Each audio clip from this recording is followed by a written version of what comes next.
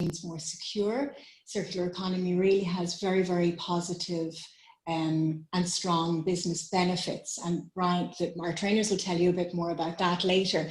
But really, companies that embrace the circular economy will be able to build better after COVID. So there is a connection there. Now, we don't want any financial worries to be a barrier to companies in actually taking this course. So we are subventing it very, very strongly, and we can provide the two businesses at a very low cost. Each module will cost €25. There are 4 modules. However, if you book the 4 all together, it'll be €75, because we really don't want the finances to be a barrier here to any business who want to take this course. So the program will run at both a national level and a Dublin level this year, and it's been pushed out through our local development offices, our local enterprise offices. We have 2 programs, the Dublin program and the national program. The Dublin program trainers are Sustainability Works, and the last 2 tasters we had for the program, they ran those. This morning we are hearing from our national program trainers, and we have actually a lovely collaboration of trainers on the national program.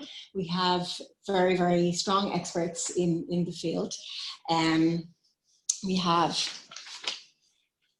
We'll introduce them all to you now in a moment.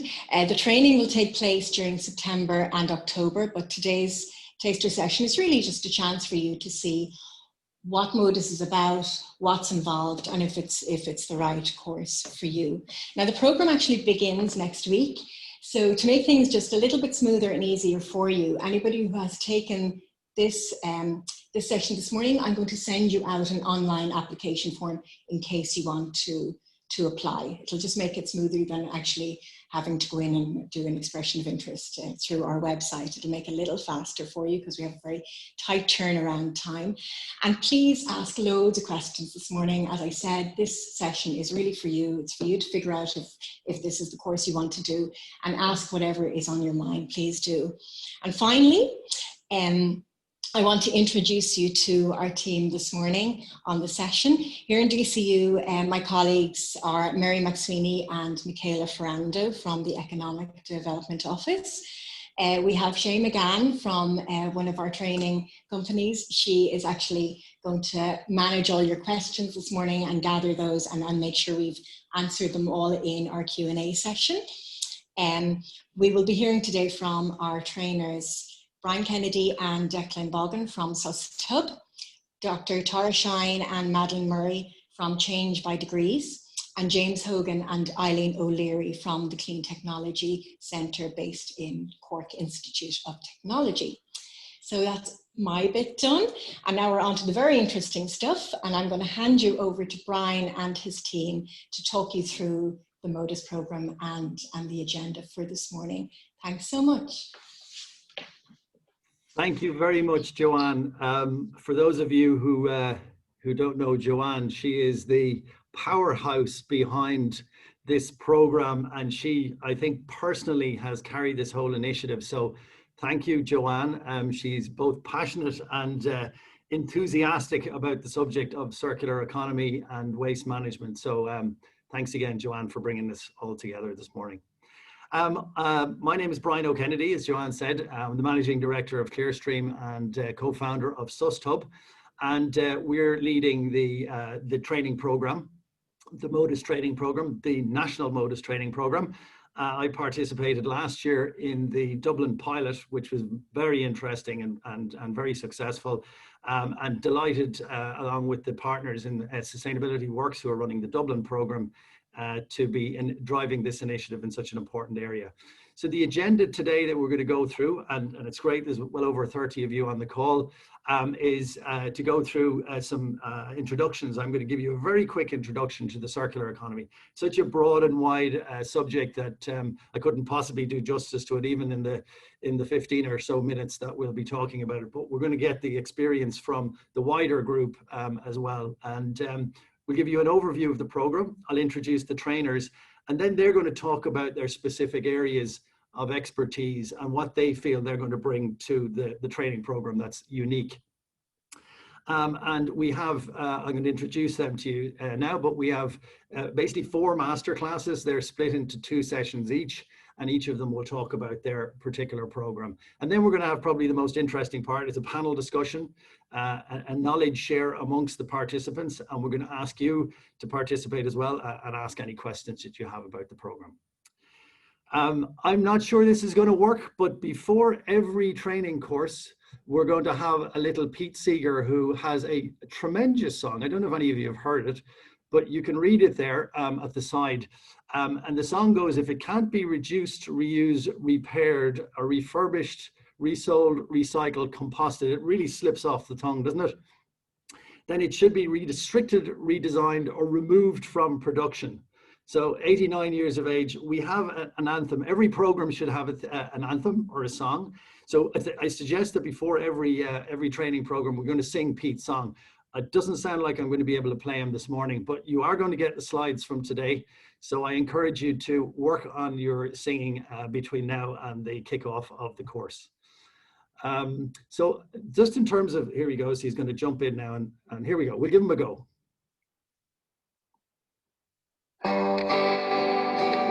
If it can't be reduced, reused, repaired, rebuilt, refurbished, refinished, resold, recycled, or composted, then it should be, restricted, redesigned, or removed from production. Hooray for the city of Berkeley. Hooray for... There you go. That's our theme tune for for our training program. Let me get back into the program. It's going to be hooray for the East Region waste. Sorry, I'll just shut that down there in a second. Are you seeing my business concern slide again? Yep. Obviously, at the moment, we're all grappling with a range of very serious issues. But okay, are you seeing the business concern slide with climate change? Yeah? Joanne? Perfect. Yes, we are. Perfect. So obviously, COVID-19 has many of us, and rightly so, very exercised and concerned. And from a business perspective, then we're concerned about the potential of a recession following that.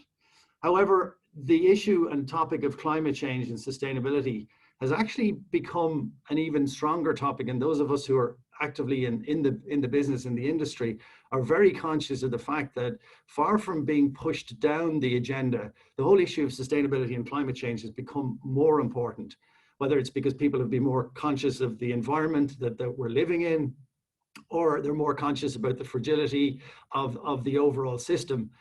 We've all seen actually quite a bump in the issue. So it's not going away despite all the issues of COVID and potential recession. I'm sorry, I don't know what it's doing. It's popping. Pete's going to jump in here every so often, it looks like. The circular economy so what is the circular economy? Well, it's about generating value. That's the first thing. So what really this is a business conversation. This is to help businesses to generate value. And it's to help them to continuously use a stock of resources within their system. It allows us to recirculate those resources, ideally infinitely, through multiple product life cycles or multiple versions of the same product. And obviously, we're trying to avoid waste and ultimately environmental pollution. So as you're all very aware, we are facing very significant changes at the moment, and not just because of COVID. We're seeing system changes. We're seeing more legislation in terms of things like waste, managing the way that we use our products, producer responsibility. And increasingly, all of these systems are driving a focus on a new interest in how we use all of our products.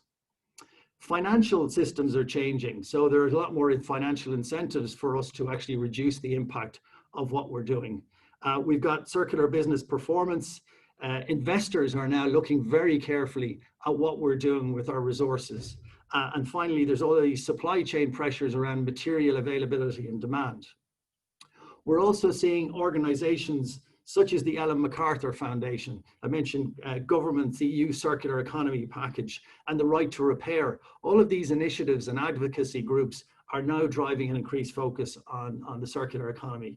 And finally, technology. Technology is changing rapidly. It's allowing us to do what we're doing today with regard to this digital world we're living in, but it also allows us to track products, to measure their use, to measure their impact. So technology, Internet of Things is going to also have a big impact. I'm just going to admit 2 people here. So in terms of the, right, bear with me 1 second, I'm just letting a couple of people in. The circular economy as a concept can't be done. None of us can do it on our own. It's not an individual event, it's a team sport. So I think particularly Tara and Madeline are going to talk to us about the collaboration part of this, but it's a critical aspect. But it also drives a lot of the opportunity for innovation and engagement with our stakeholders.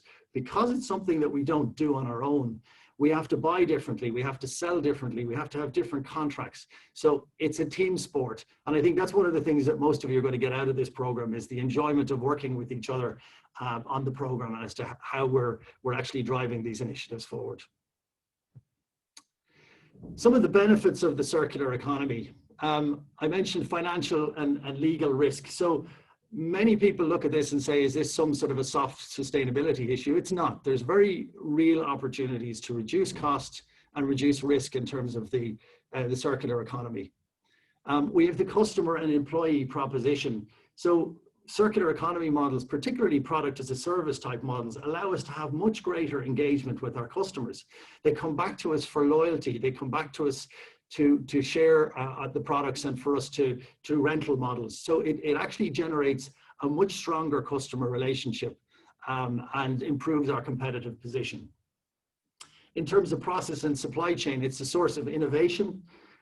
In terms of developing those relationships I talked around our products or our services, but it also allows us to take greater control of our upstream and downstream activities and materials. And finally, there's a big benefit on the environment and the society. There's less waste, less pollution, and in general, and we've all experienced the beauty of the planet over the last few months when there were less planes in the sky and more butterflies around, and I think the whole benefit in that area is very clear. So what's the difference between a linear model and a circular model? Well, in a linear model, we consume, we're consumers. In a circular model, we're caretakers and reusers. In a linear model, there's obsolescence. In a circular model, it's longevity, it's return on asset. Efficient production as opposed to purposeful in circular. Linear disposal and waste as opposed to resource. Linear is exhaust and finite as opposed to infinite and sustain. Linear is throughput as opposed to regeneration. Linear is independent, whereas circular is independent and holistic. Linear is all about competition, circular is cooperative. In linear models, we extract. In circular, we recreate. We have static supply chains to dynamic systems. In linear, we're unaccountable. In circular, we're responsible. So just to give you a few examples of what that looks like from a business application perspective.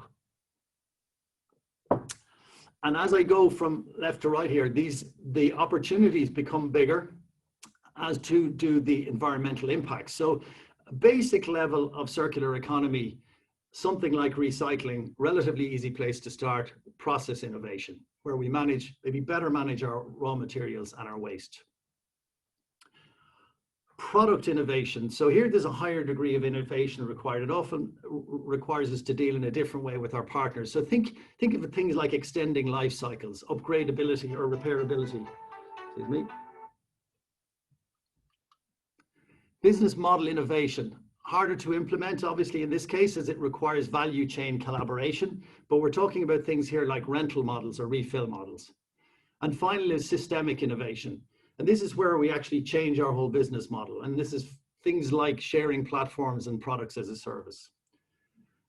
As I said, as we get more circular, it becomes a little bit more challenging. There's a bit more heavy lifting, but we also get bigger benefits. Now, it's not without its challenges. We have regulatory challenges. We have latency. We have models that are already there in place. We have some financial challenges in terms of how we deal with assets. The whole adoption of circular economy, it does require that collaboration, connected systems. Many of our businesses operate in silos, so getting cooperation across the difference, right from design right through to end of life, requires that sort of cross collaboration. Lack of visibility of where products are, managing returns and measurement. All of these things are challenges, and we're going to help you get through all of those things during the course. So I just want to finish with some case studies, and I'm going to run through these relatively quickly, but these are case studies of companies that have shown innovation, both in terms of product, process, product business models, and many of them you'll be very familiar with. And I think it's a good way of understanding what we're talking about in terms of circular economy. Adidas, this particular sneaker is not commercially available just yet, but it's all made from recycled materials.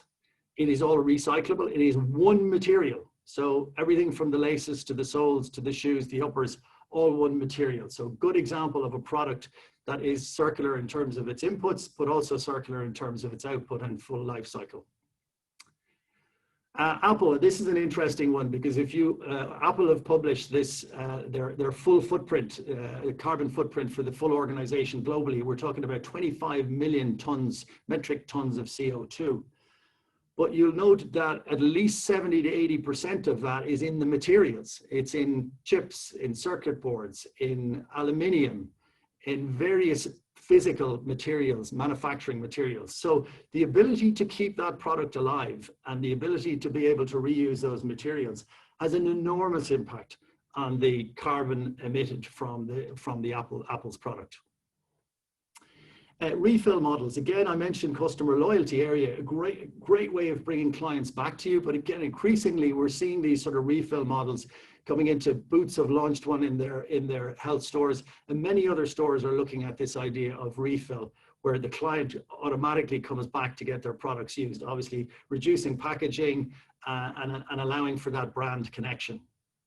This is an interesting one, TerraCycle. So TerraCycle have been in the industry for years, basically taking materials that nobody else wanted, everything from these laminate bags, crisp bags, and turning them into alternative materials such as kiddies' school bags, and here's a dress made out of Dorito bags and various other materials. But this sort of a repurposing of materials is also very common. Pallet Furniture, a company, I believe they're in the UK and Wales, who create some really cool furniture out of old pallets. The ocean is something which is a significant area of interest and concern for many of you, of us. And we see things like jewelry being made from ocean rescue materials, as is in the case of OWP, packaging that's being made from ocean rescued materials.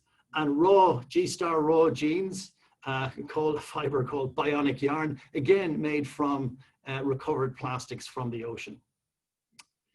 Timberland. Just a note on time there, Brian. Yep, perfect. Thank you, Shay. So yeah, run through the last few pretty quickly. So Timberland tires, here again, using old rubber tires to make shoes.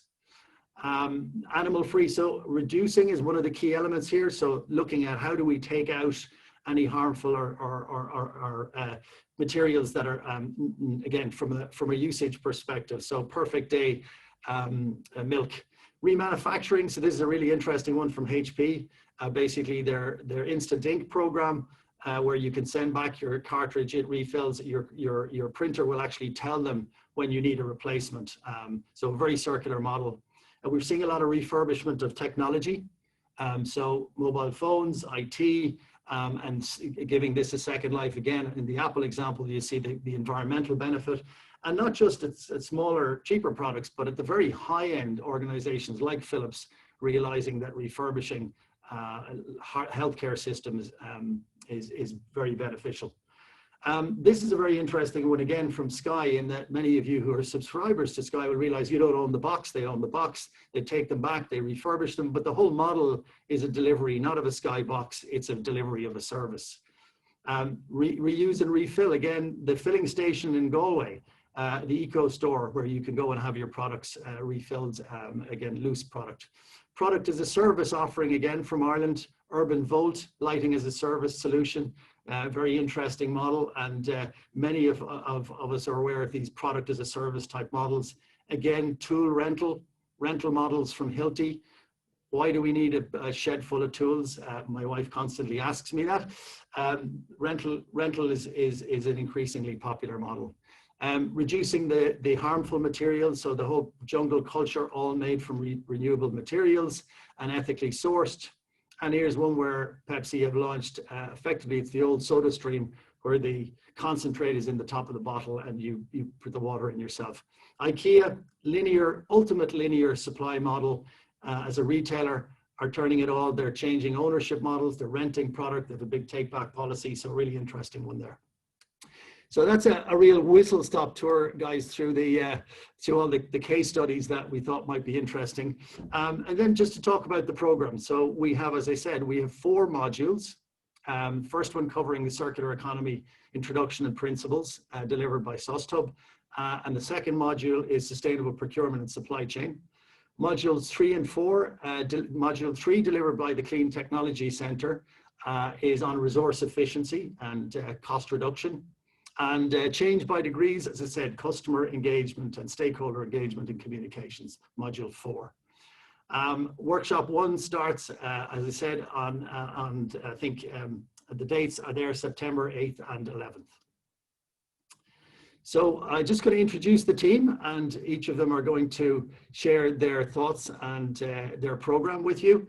From SUSTUB, Declan is going to take us through Dr. Declan Bogan is going to take us through modules 1 and 2. Clean Technology Centre, Eileen O'Leary and James Hogan, and Colin will also be delivering some of the training. And finally, Madeline and Tara from Change by Degrees. So Declan, can I ask you to give us an update on SUSTUB and the plans for your modules?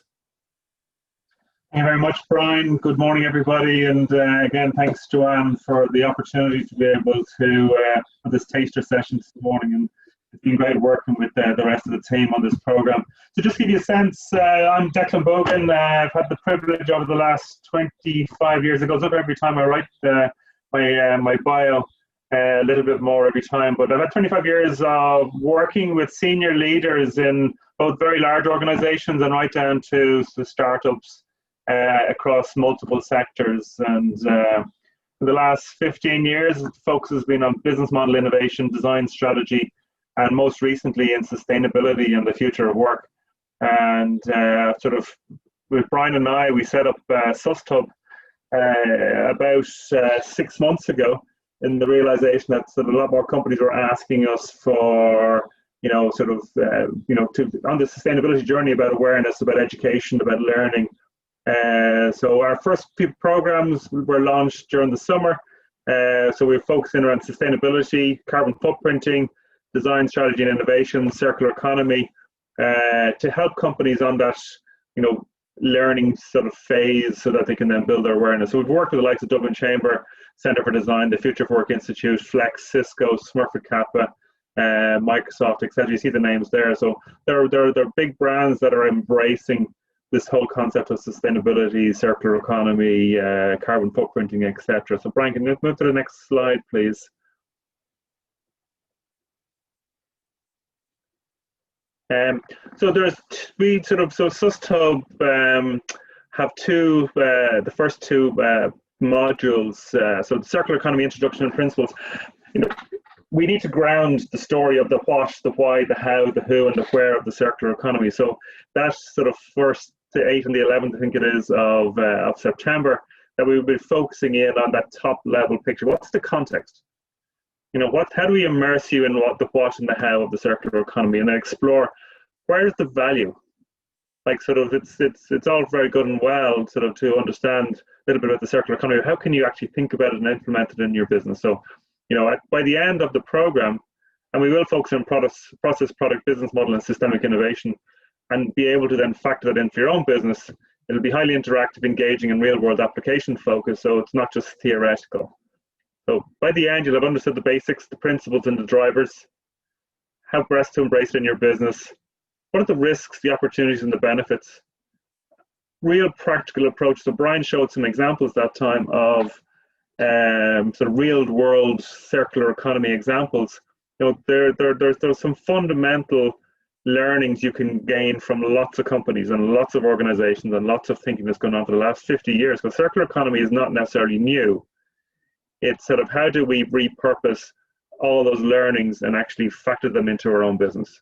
So for module 2, then we'll actually move more deeper into the how and the where of the circular economy. Session 1 is really about sustainable procurement and supply chain, so the practical things of actually engaging with suppliers and being a buyer and so on. And session 2 then is more focusing on design strategy and design thinking.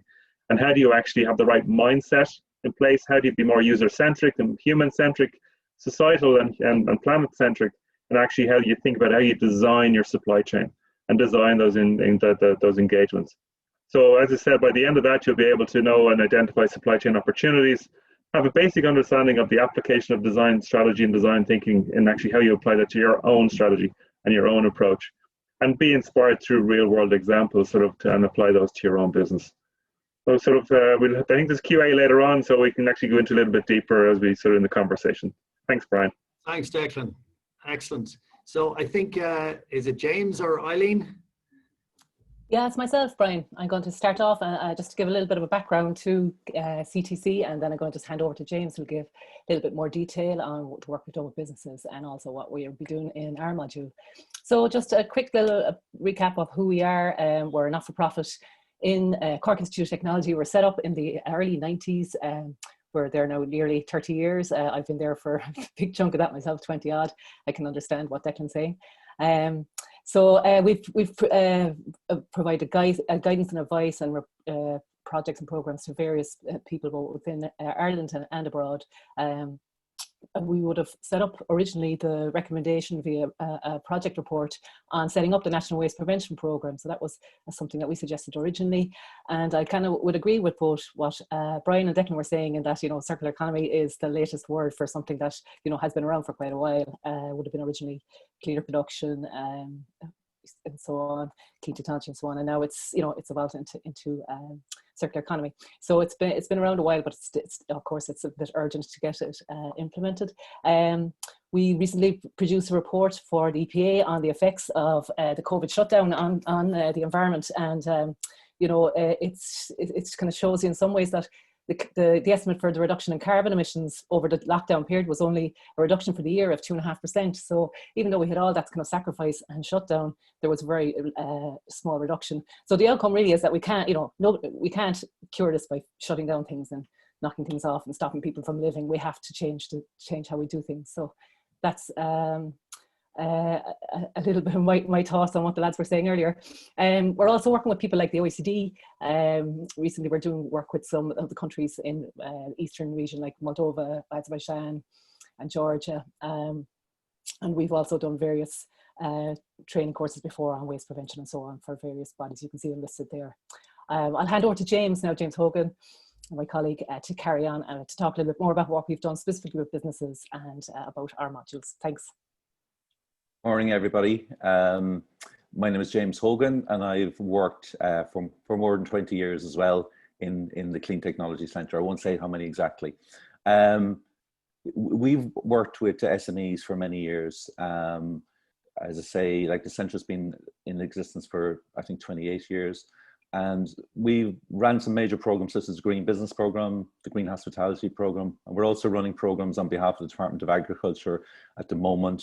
And our experience has been that resource efficiency, which is basically managing resources better, makes good business sense. And resource efficiency has been around for 25, 30 years and has always been a benefit to business. The typical savings that we have identified for businesses through Green Business, for example, are €35,000 per annum. So it's significant savings that can be achieved by just being smarter with reducing waste. Our workshops will focus on, as I say, reducing waste because less waste is good for business.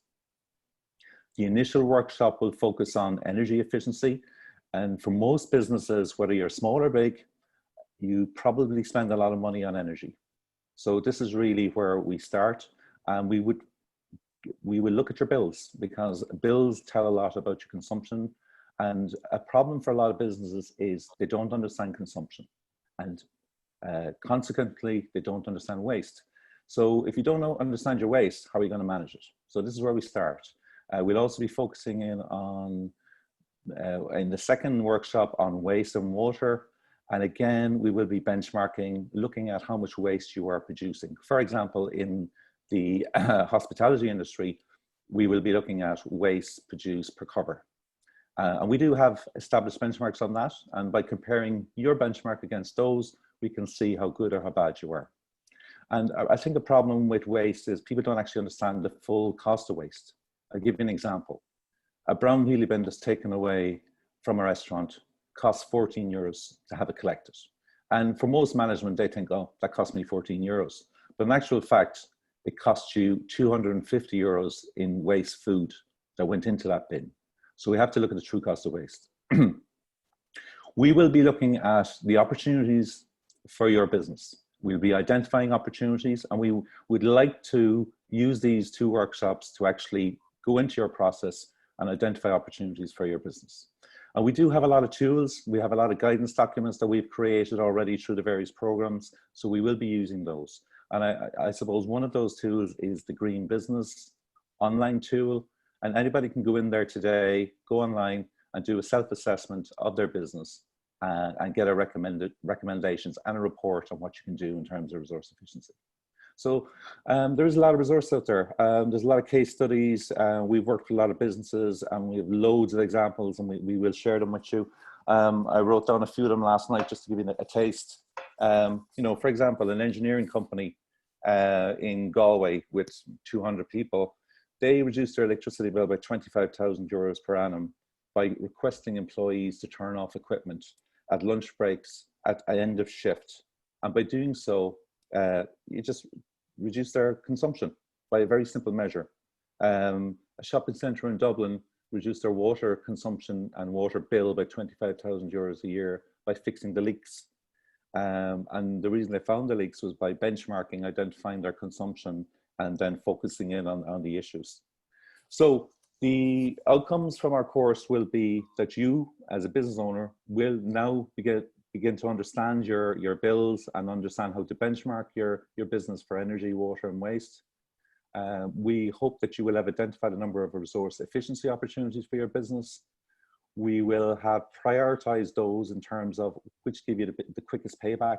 And we're always interested in looking at quick payback for our, you know, at no cost and low cost for business, particularly now in this time where finance is an issue. But on the flip side of that coin, there are lots of investment opportunities and major infrastructures such as, say, LEDs or solar systems, solar panels, which can give you a very good return on your investment. So we will be looking at return on investment. We will be looking at the grants that are available there. And as I say, we will be guiding you through the various documents that are available for anyone to see. And you can actually see those on the CTC website on the resources if you want to look at those. So that's it for me, and I look forward to working with you. Excellent. Thank you very much, James. And I'm going to hand over to Tara and Madeline from Change by Degrees. Morning, everybody. I'll start off. I'm Dr. Tara Shine from Change by Degrees. And at Change by Degrees, we use our global sustainability expertise to help businesses big and small identify no-nonsense approaches to make real-world changes, find real-world solutions to sustainability in their business. We find many people don't know where to start.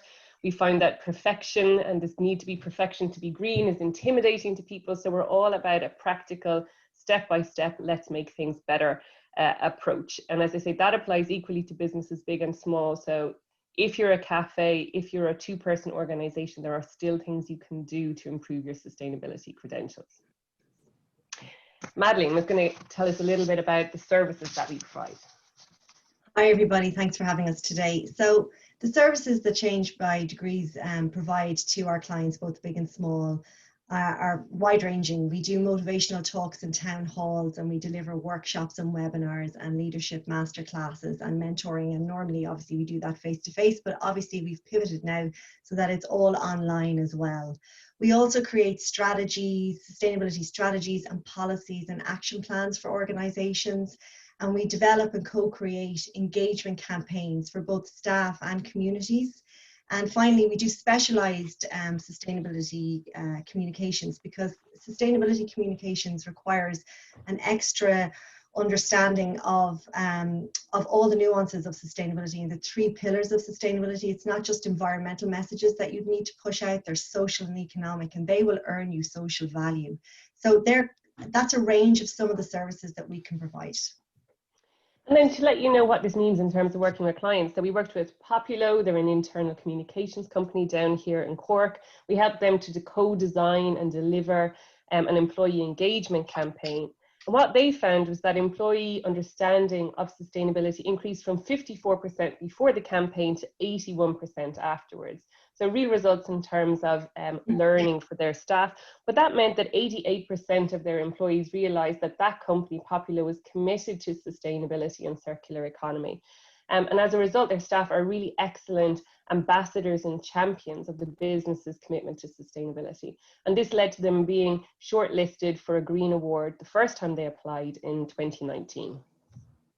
We've also worked with the National Treasury Management Agency in Dublin, who have a staff of 800, and we surveyed them at the outset just to understand how their staff felt about sustainability and what their baseline knowledge was. And then we worked with the Green Team to build an education package, which consisted of a bespoke train the trainer workshops. And now the result is that Green Team are training the entire organization on how to live and do business more sustainably. And the entire employee base are much more focused and engaged, because these workshops are fun and they're interactive and they speak to the employees' needs and desires. And just thinking then about broader customer engagement, we worked with Musgrave and SuperValue to both help their buying and their marketing teams to understand what is sustainable packaging, so they could match up their beautiful local products that they were sourcing with the right kind of packaging to put that into. But then we also faced up and designed for them a whole campaign about educating their customers who buy the products on how to reduce their packaging, what choices were available in store, how to recycle and reuse things when they went home. The videos traveled really well on social media. The staff are now better engaged and enabled to buy and source and understand the right type of packaging. So it's a really good example of stakeholder engagement, both internally and externally, that can deliver results for your business. Can we move the next slide, Brian? It's just a lag, it should be there. Module 4. Perfect, thanks a million. Okay, so yes, we are going to design and deliver Module 4, which is the customer engagement module. And this masterclass will give you the tools to communicate your commitment to people and planet. And this will show your commitment that goes beyond a purpose and beyond profit, to show your true purpose, which is really important in these uncertain times. Why does it matter? It matters because if you engage your staff and your clients and customer base effectively, with authentic and legitimate sustainability comms, you're going to have a competitive edge, and you're actually going to buy yourself some social value, which is key in these COVID times. And it will consist of 2 lectures, obviously, as we showed in the earlier slide, one on October 27th and one on October 30th. The first will be about engaging external audience and those stakeholders, and the second will be about engaging your internal audience and empowering your employee base, so they will act as advocates for your brand. So what does this all mean in terms of the practical skills that you'll walk away with? And what we want is that at the end of the first workshop, that you'll be fully able to make the business case for sustainability. You'll understand why it's good business, why it's going to make you resilient, why it's going to make your business ready for the long term to be more sustainable. And you'll have acquired the skills to enable you to communicate your commitment to sustainability to your external audience in a way that is legitimate, that's honest, and that's authentic, so that they're going to come to you and remain loyal to you and your business. After the second workshop, which is more focused internally, you'll be able to see the value that you can extract from your employees and helping you to define your business purpose when you stop and work and dialogue with your employees, they have great ideas around how you can be more sustainable, reduce costs, increase efficiency. So they're a really good starting point. You'll also be able to see what works and what doesn't work in terms of messaging sustainability to your team. It's really important to get that right, that you're not preaching at them or turning them off, but engaging them and bringing them on board. And you'll have the skills to initiate and set up with your teams a very simple employee engagement campaign, so you can start to get everybody working together around circular economy and sustainability. Back to you, Brian. Wow, that's I'm getting very excited about the course myself. So that's really interesting. Thank you, guys. As I said, we've got a very big, broad subject, so trying to cover it off in those 4 modules is not going to be easy. Shay, I guess if you can let us know if there are any questions from the audience. But what I'm going to do now is just hand it over to the panel and have a little bit of a conversation with the trainers about their experience in some of the particular areas that they're working in. So Declan, if you're there, I was going to ask you about design, because very often people think that that's where the issue starts in the first place. If we designed our products better, if we designed our systems, use systems thinking, then we wouldn't have half the problems that we have from a circular economy perspective. Can I maybe get your thoughts on the importance of design for the circular economy?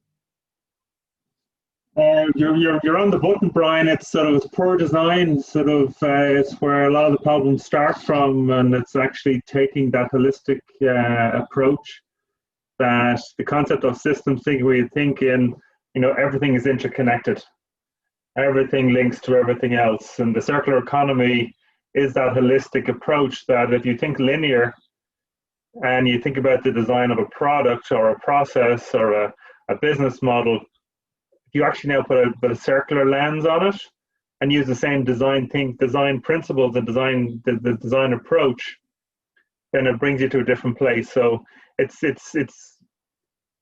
the companies that have embraced design are the ones that are leading in terms of their shareholder value or stakeholder value. They're the ones that are, that everybody's familiar with the names. Everybody wants to be more design centric as a business. All we're saying is that you can actually use the logic and thinking of other companies that have embraced design, maybe in a linear world, into the circular world. Okay. And it's sort of the design for remanufacture, design for refurbishment, design for repair, design for reuse, design for circular. These are, they're not new per se, but it's how do we all embrace those design thinking, design principles to make a difference into the world. So look, the companies that have embraced design and human-centric design are ultimately the ones that are going to win.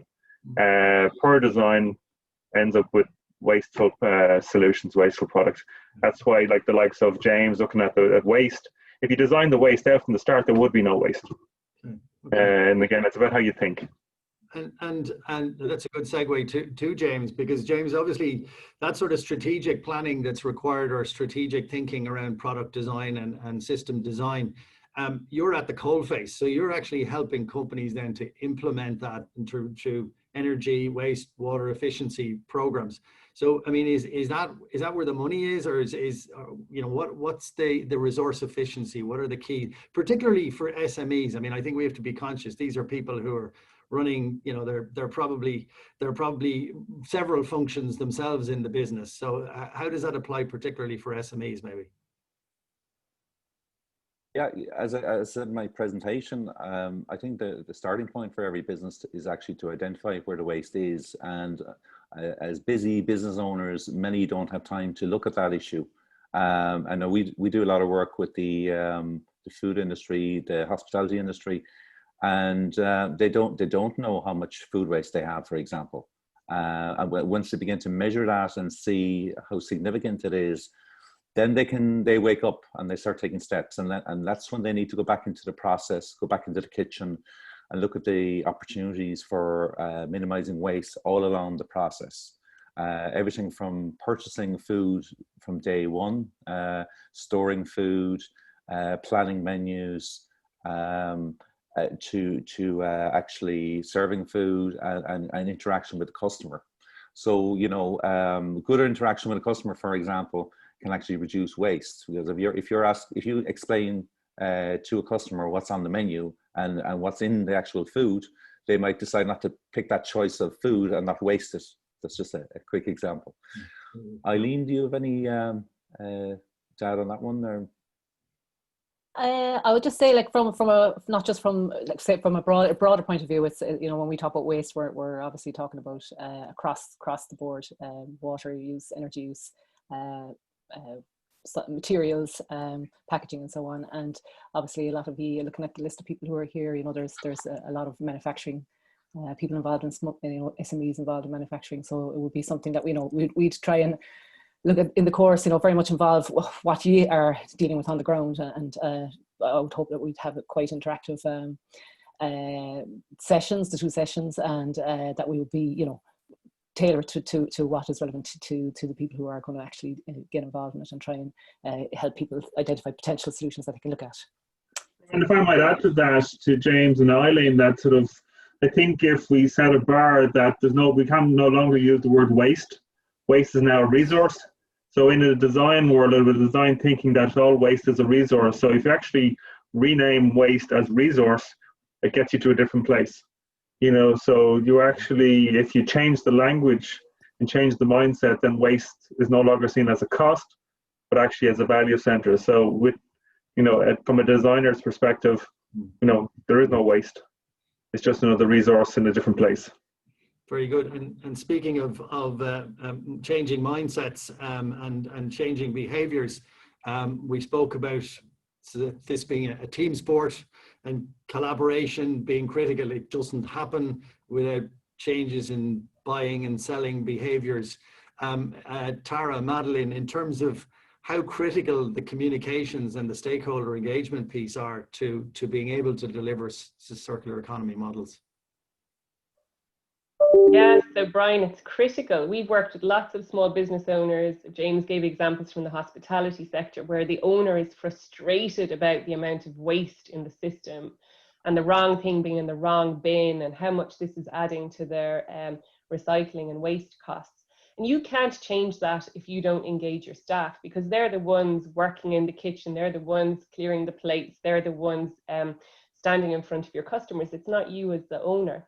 So what you, in order to be successful in reducing food waste, for example, in a hotel, then you have to be working with the whole staff in order to get people to put things in the right bin in an office setting, in a manufacturing or hospitality section.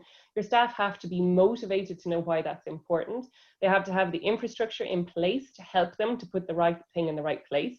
And they have to have the knowledge and the information needed to be able to do it effectively. And there's no shortcut to that in terms of behavioral change. And the exact same applies to your clients. You have to provide them with your clients and your customers. If you want them to change their behavior, if you want them to accept a change that you've made to your packaging, for example, if you want them to accept the fact that you're not giving them lots of fancy wrapping on the product that you're sending to them, and you need to tell them why and why that's connected, why you're motivated to do that, what your commitment is, how it reflects your values as a company. If you do that, if you don't do that, actually none of the other stuff will work. So it's fundamental to have this dialogue and this learning and this behavioral change all the way through. Yeah, Matt might have something to add to that. Yeah, I just think we need to always bear in mind with every single piece of information that we share over the course of this program that we're here to solve your problems. So it's, and that includes solving the problems that your customers, your clients have, so that their experience with you as a brand and their experience with you as an organization is really fluid and feel good and empowering, so that you can always say what you do as a brand, but more importantly, they can say why your brand is improving their life. And that's a win with it for everyone, in my mind. And I'm just looking at some of the questions here, Madeline. There's one particularly in that. Brian, I think for the questions, we're just going to stop the recording. So I think we've had quite a few through. If you want to just stop that. Okay. Yeah, I can stop the. Yeah, I guess if we're just having yeah. Okay, let me do that. 1 second. Apologies. Just working with the technology here, and let me ask the question, and in the meantime I'll stop the recording. Just in terms of that question with regard we've had quite a few questions too. Yeah, so yeah, Shay, do you want to fire ahead in terms of the questions? I'm just looking particularly at the one as to how do SMEs engage with larger companies to get them to change policies and processes. Maybe I guess Madeline or Tara, do you guys want to take that one? Well, I think in one sense, some of this is going to change through procurement rules. So certainly for the public sector, procurement rules are changing.